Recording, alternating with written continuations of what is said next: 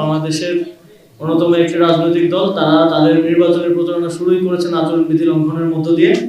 আমরা দেখেছি যে বিএনপির চেয়ারপারসন জনাব তারেক রহমান নির্বাচনের প্রচারণা করছেন, তবে সেক্ষেত্রে তারা আচরণবিধি লঙ্ঘন করছেন, যেখানে নির্বাচনের প্রচারণায় মাইক ব্যবহার এবং সাউন্ড বক্স ব্যবহারের সময় নির্ধারণ করে দেয়া আছে দুপুর 2টা থেকে রাত 8টা পর্যন্ত, কিন্তু আমরা তাদেরকে রাত 12টা এমনকি ভোর 4টা এমন সময়ও দেখছি তারা আচরণবিধি লঙ্ঘন করে মাইক এবং সাউন্ড বক্স ব্যবহার করছেন, জনসভা করছেন।